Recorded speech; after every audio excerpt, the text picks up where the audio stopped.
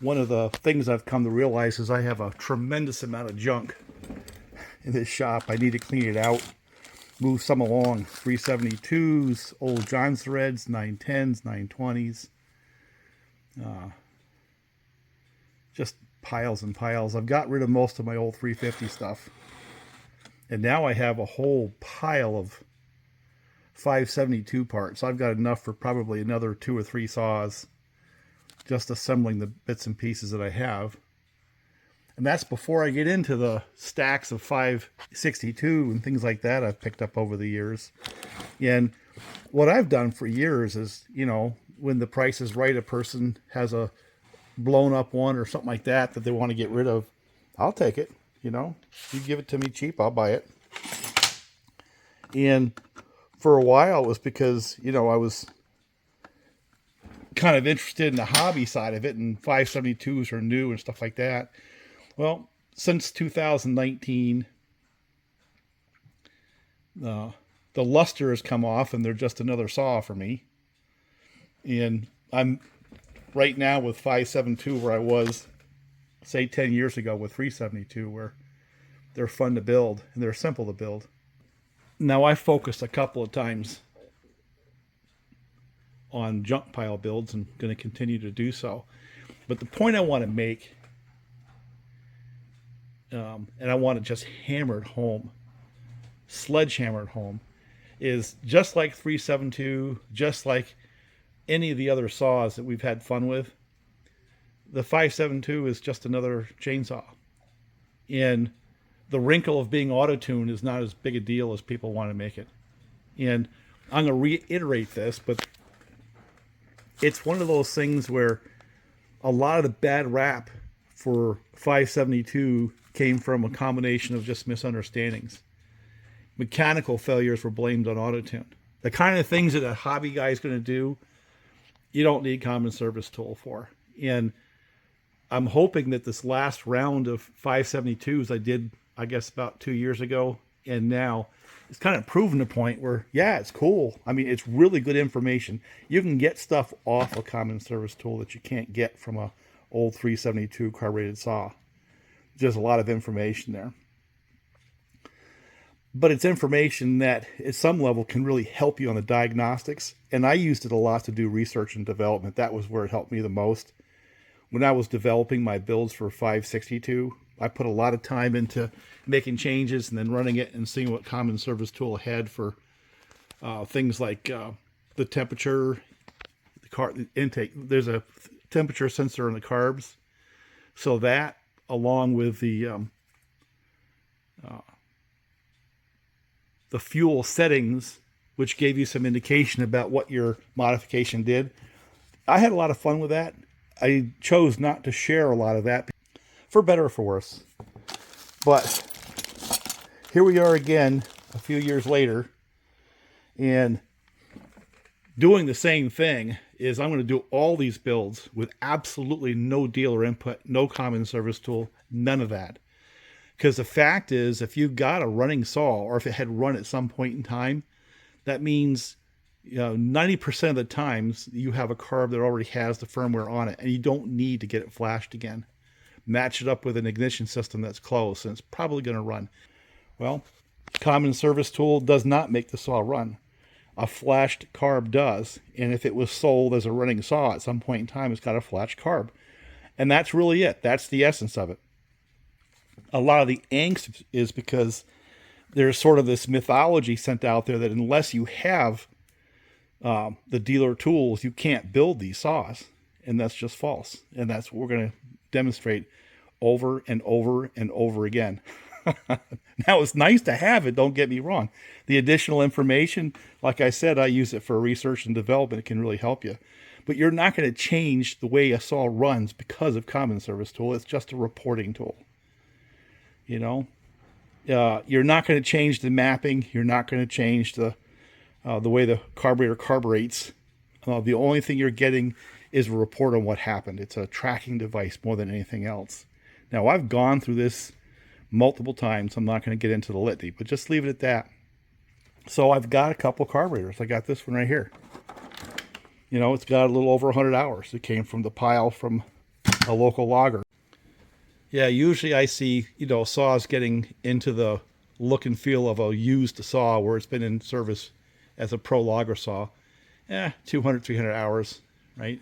And that's getting to the point where they're tired of running them. Things are breaking, handles and vibration things and getting crushed and stepped on, stuff like that. So anyway, it doesn't really matter. The second thing, after making the point that common service tool is more of a reporting tool, you're not going to tune with it. You're going to just see what happens after you've done things, or track the history of a saw, or use it for an analysis tool. Parts. The next thing is parts. The reason why you want a dealer is because you can go and get parts. Well, we've lost our dealers here, and the ones that have a Husqvarna sign on them have to order the damn parts anyway. So, again, it's one of those things where, yeah, I'd love to, build a relationship with the dealers, and I have one that's still, even though they're not going to be pushing the saw, they'll give me parts as long as Husqvarna lets them buy parts. It's nice to be able to do that, put an order in, come back a couple days later and pick it up, and get some insight as to things like the common service tool updates or service bulletins, which are really important to me. At least they were.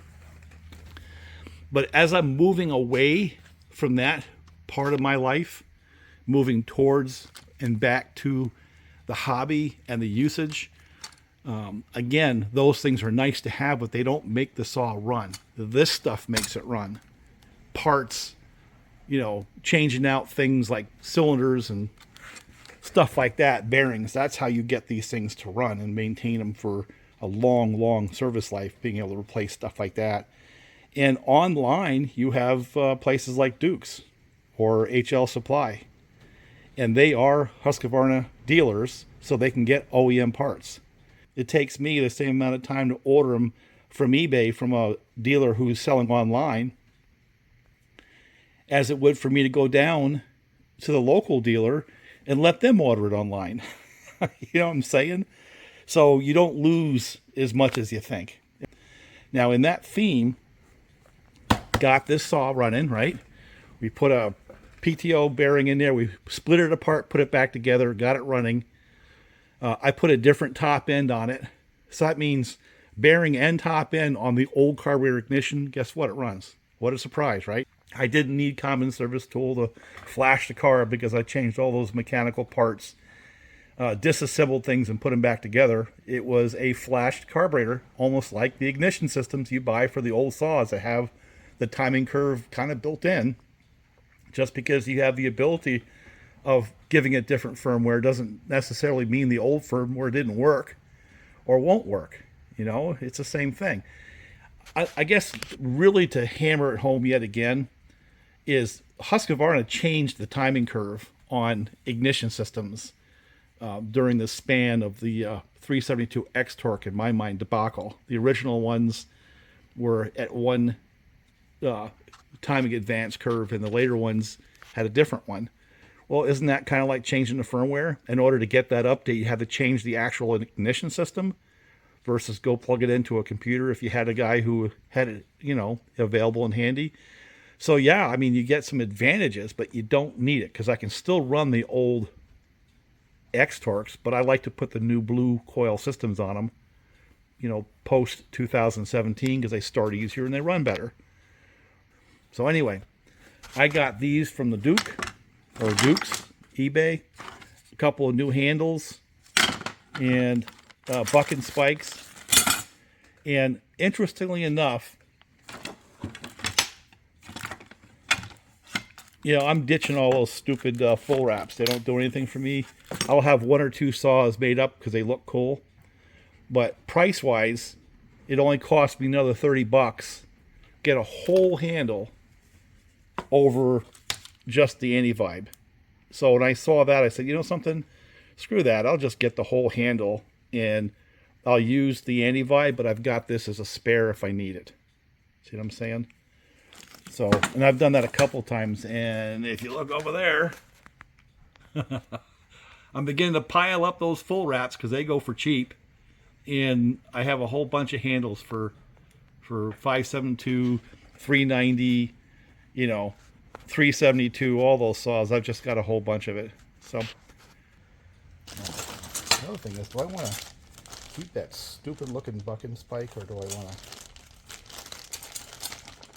to change it out?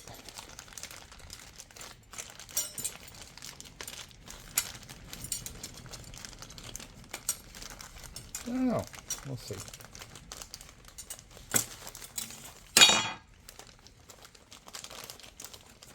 See, the problem is if I use these, look at that, it's about the same. Yeah, it is the same.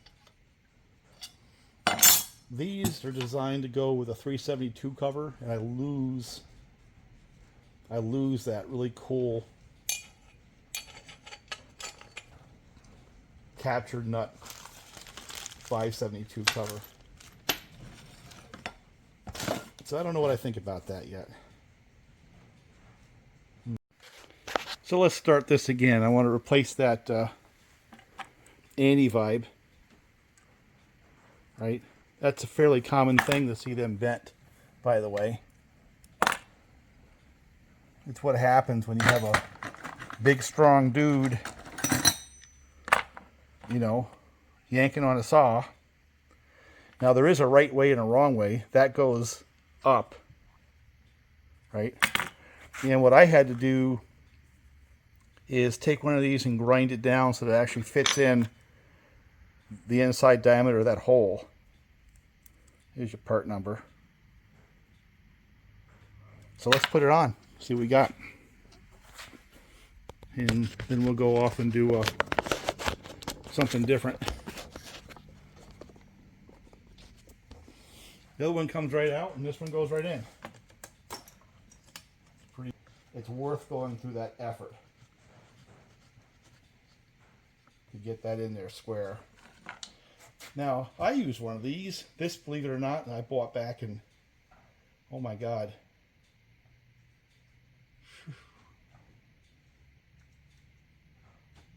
late 80s, early 90s, when I was doing motorcycles. And of course it got rusted. But, and go firm, don't go crazy on this. That's soft on that cylinder. So, then get that out of there. And let me see if I can find one, but it takes a coarse plastic handle thread right there.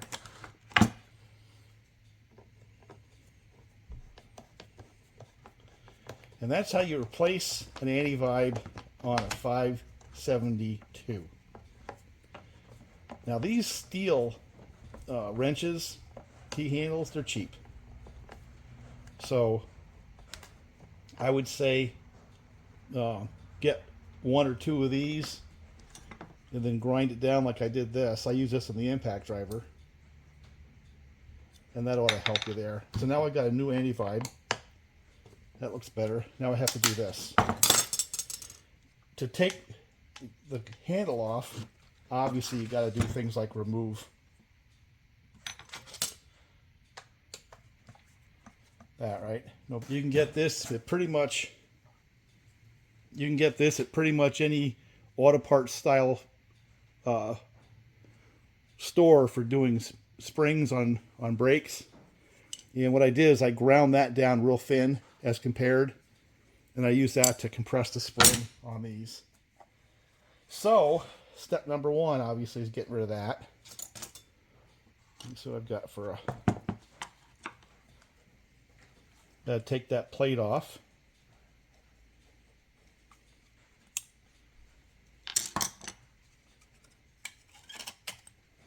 And that exposes this plastic piece right here.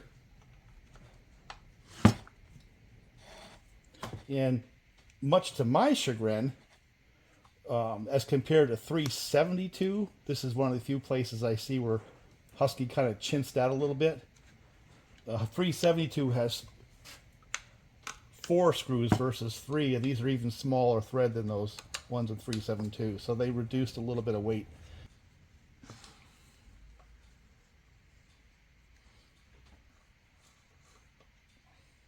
So we have that one out now too.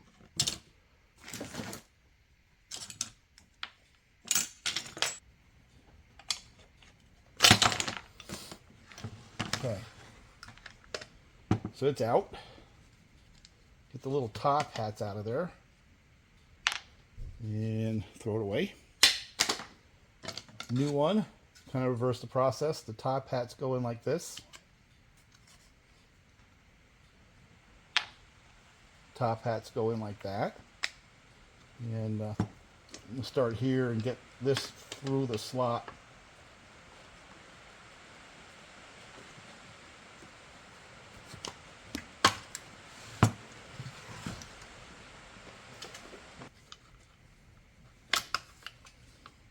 So the top hat goes over, this goes through, and now we're most of the way home. And I'm going to set the screw in this side.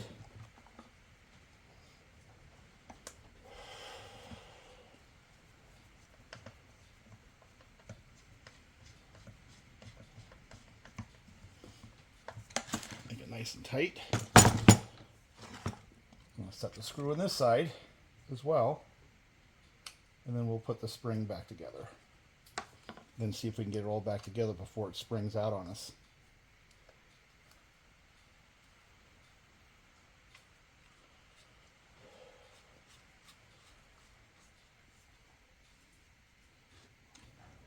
The one thing you have to do is get this cam on that pin, right?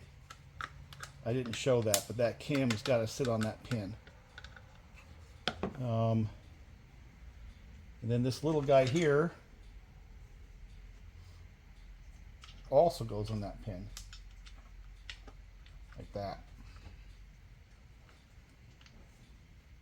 Okay. And then this, the plastic side goes into the case like that. That's how that goes. And now the next piece is getting that spring on there. Well, in order to get the spring on easily, I've got to reduce the spring tension. And the way you can do that is by letting the spring relax. And the way to do that is to pull the clutch off. Right now, see how much further that can go now? And that takes the tension off the spring. And this operation just gets a lot easier.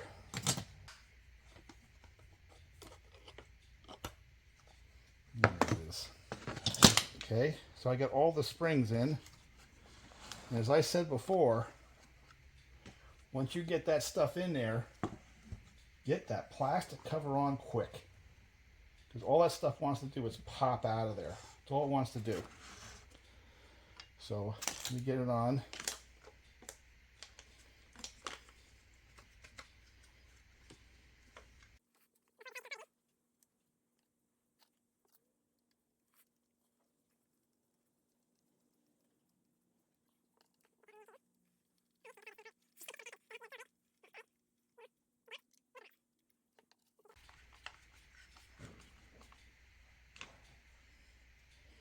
So we needed this, I don't know what the T is. Alright, let's see if it'll, now I can set the clutch back on.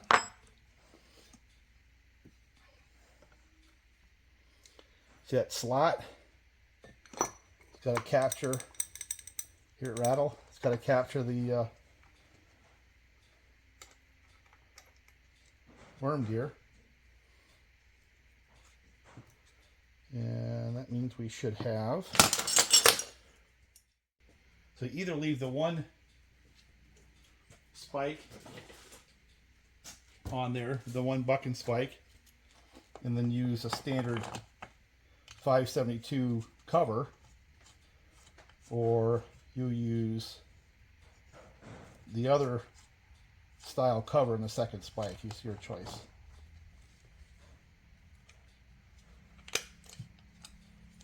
I don't know which I'm going to do yet.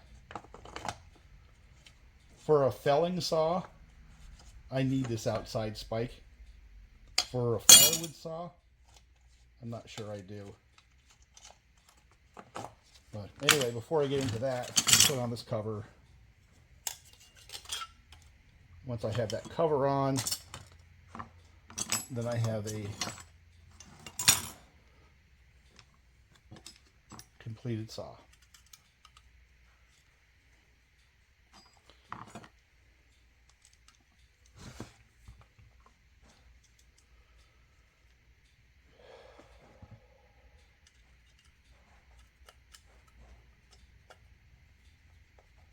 I think what I need to do here is get a bar and chain on this saw, make it ready to roll. So this, in my mind, is now a completed junk pile build. It came in with a wiped top end and a bad bearing. We replaced the PTO side bearing in the prior video, split the cases, put a bearing in, set them back together, left the other bearing in because it was fine. I had a used, slightly damaged top end I had pulled off a different saw, and I have that on here now. So all it needs now is a bar and chain to be a functional, chainsaw. So let me see what I can do to accommodate. Okay, so what I found is I got some of these chains that a guy had done a square ground for me. He wanted me to try. And I was running them bucking at the time. These are still just sharp. And the ones I tried, they cut like crazy for about 3 cuts and then they lose their edge. And I think part of it was there's just not enough material up there to deal with the abrasion of dirt if there's dirt. And just the hard, at the time, frozen wood. So I've got like 2 or 3 of these. Another one's a different grind someone else had given me. This one right here. Let's see if I get to focus.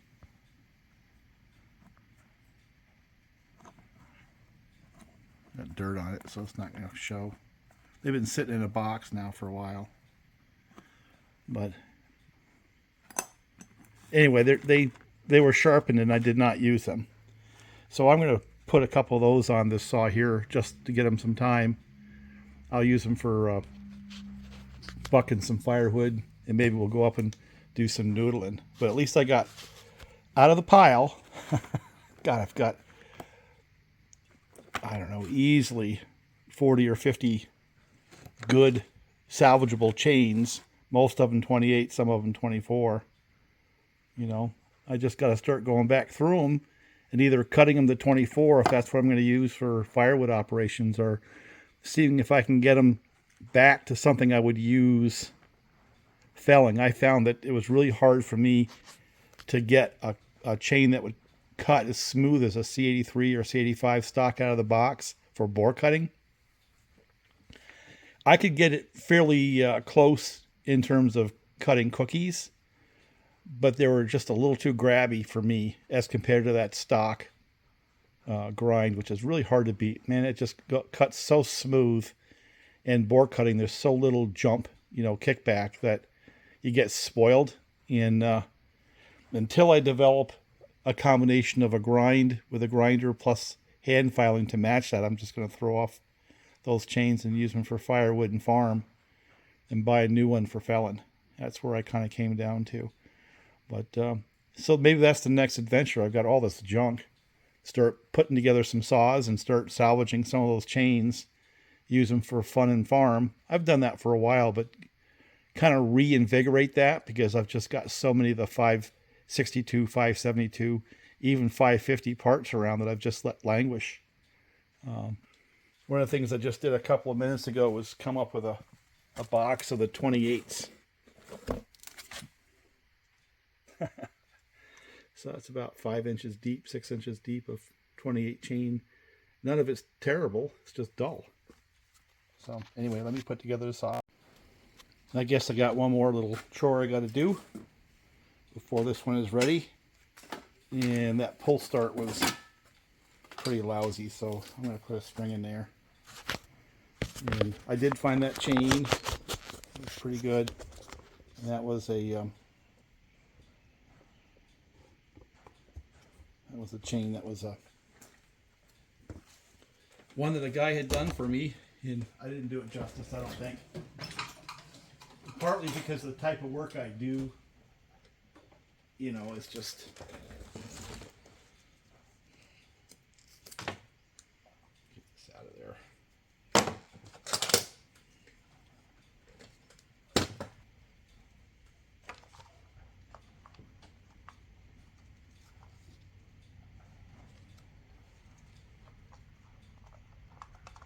Wow, that's loose.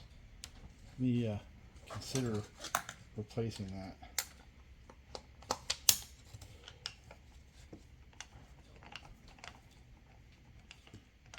Consider replacing it.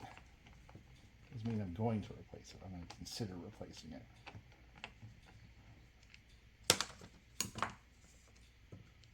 Yeah, it's the plastic that's dead.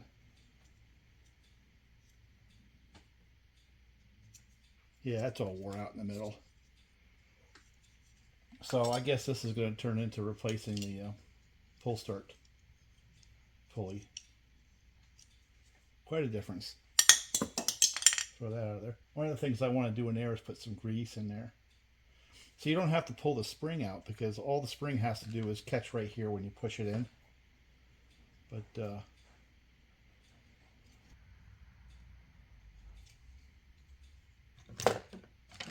sometimes the hardest part about this job is getting this to go through the hole. I'll take a match or a torch and kind of get the end a little solid before I try to put it through. And there it is.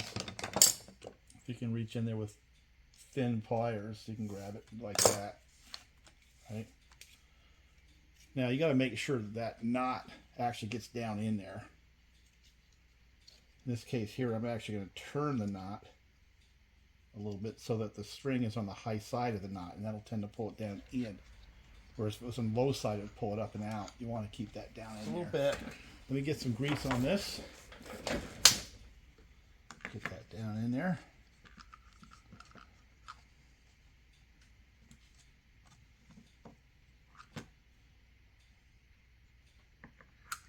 There we go.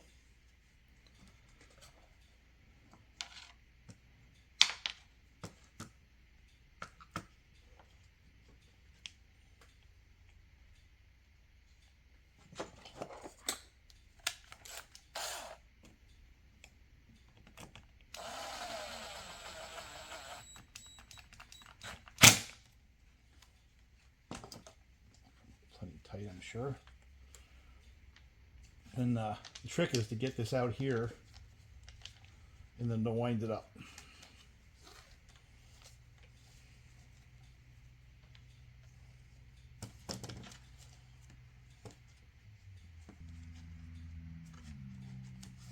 There's a little notch. So before I'm going to get crazy, I'm going to go stick it through this handle here, tie a couple knots in it. You know, see if I can make sure. Not sure I'm going to need all of it.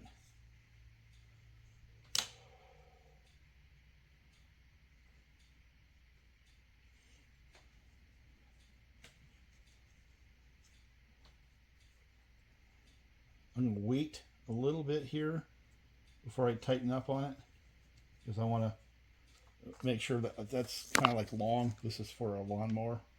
So let me see how much I really need. So to wind it up, you kind of grab this here and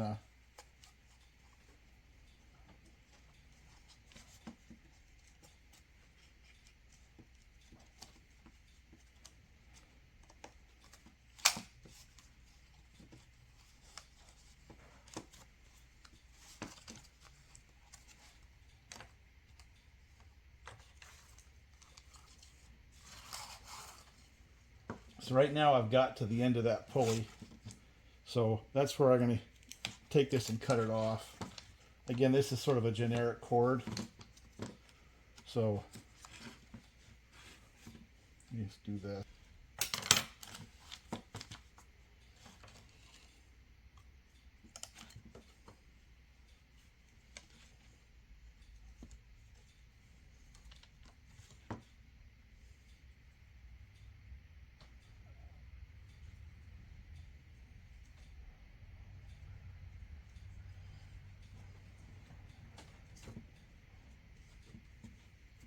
It's got to be a pretty good sized knot, you know. Once you get that knot big enough where you're not going to pull it through, then cut it off.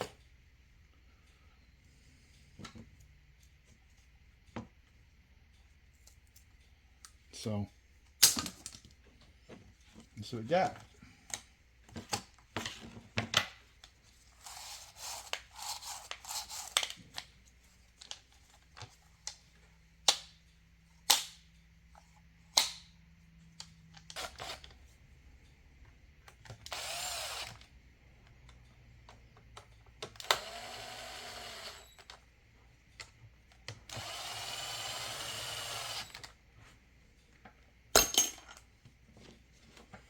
So now we have a new anti-vibe, a new pull start, pulley and cable, a square ground chain on an old VersaCut bar that had a little rust on it. You know what we haven't done yet? You know, how can I do a video without making some noise? Let's see if it'll start.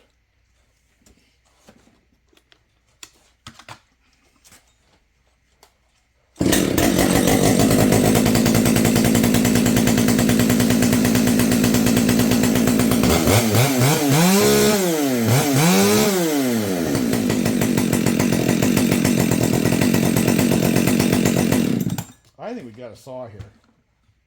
I really do.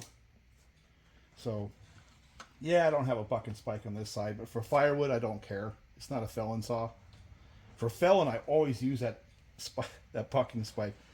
And the other thing is, whoever did the muffler mod, I think did a good job. I like what they did.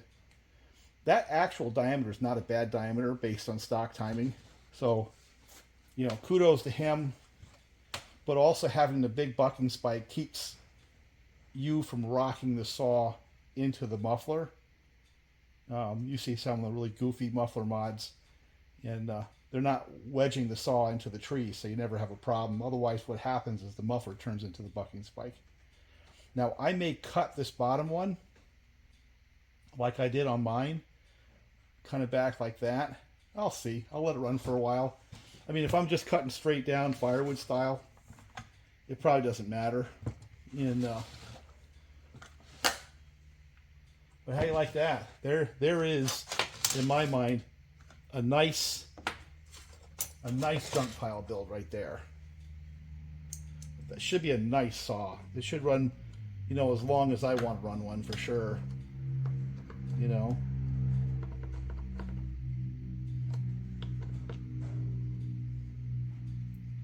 So.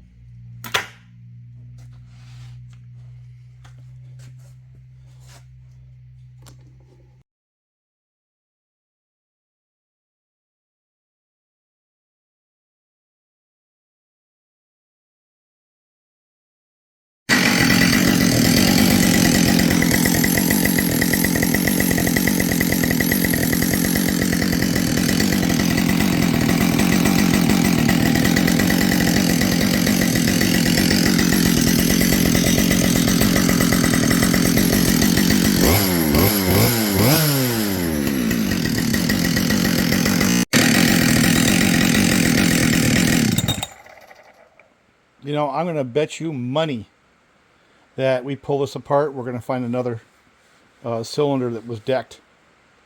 And you hear that piston rattle? When you look in the exhaust, it doesn't look that bad. But I have a hunch that we're either nearing the same situation we had before or already have it. But you know something? I don't care. I'm going to run this the way it is. And when it fails, we'll change the top end out. But I just want to see how long that muffler lasts. But think about it this way. That top end has to come off. That muffler has to come off with it. So I think we just run it.